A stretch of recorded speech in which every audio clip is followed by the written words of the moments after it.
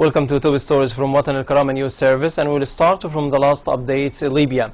Member of Libyan Parliament Abdessalam Nasir said that it is the right of Libyan Parliament to object any article in the political agreement at Sukhairat city.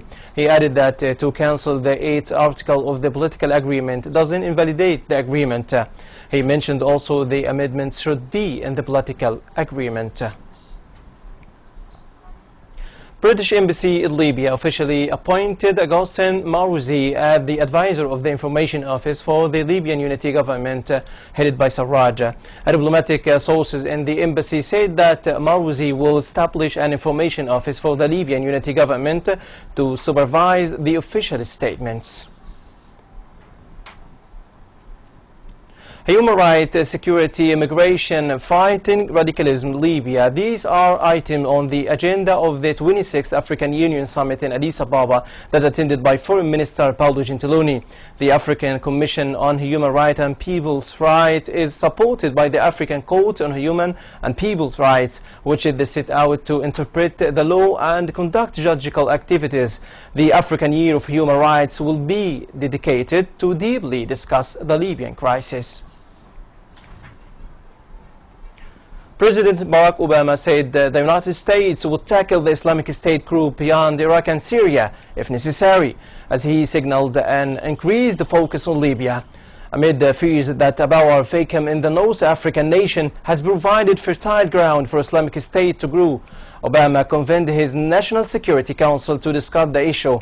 The President directed his national security team to continue efforts to strengthen governance and support ongoing counterterrorism efforts in Libya and other countries where ISIL has sought to establish a presence. Western powers are prepared to fight Islamic State in Libya even if the North African country fails to agree on a unified government soon, Italy's defense ministry said on Thursday. Libya's internationally recognized parliament rejected the United Nations proposal for a unified government earlier this week. Meanwhile, the militant group ISIS is stepping up attacks throughout the country. We cannot imagine the situation in Libya remaining in a stall as spring comes and goes, Defense Minister Roberta Panotti said.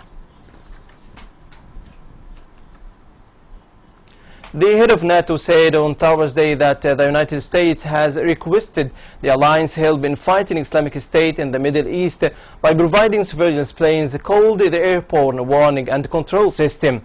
NATO is not directly involved in the combating Islamic militants in Syria and Iraq, with the United States leading a coalition of nations that includes all 28 NATO allies. NATO member Turkey also shares a long border with Syria and Iraq. Witnesses confirmed that aircrafts are flying from time to time at Ras Lanuf city. Witnesses added that these aircrafts continue to fly around the city to Bin Jawad village controlled by ISIS. They also mentioned that these aircraft started to fly since storm clashes were erupted between armed forces and terrorist militants a month ago. A Saudi bombing and gun attack on Shia Muslim worshippers killed at least 4 people in eastern Saudi Arabia on Friday, the Interior Ministry and the witnesses said, extending a spate of attacks on the kingdom Shia minority. The assault on the Imam Rida Mosque in the eastern province town of Mahasin, a mixed Sunni Shia district in which there is an extension of a compound where state oil company Armo employees live, also wounded at least 18 people.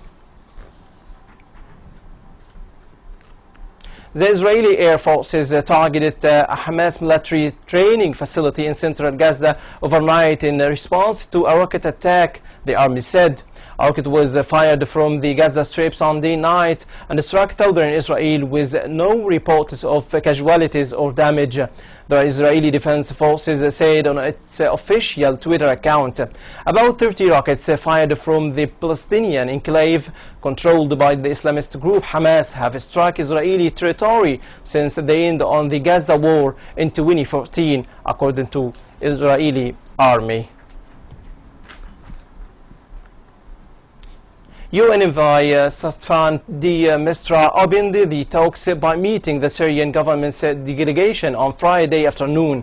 However, some opposition leaders have said that want an end to airstrikes and blockades by government forces as a pursuit to talks. It is mentioned that more than 250,000 people have died in almost 5 years of war in Syria.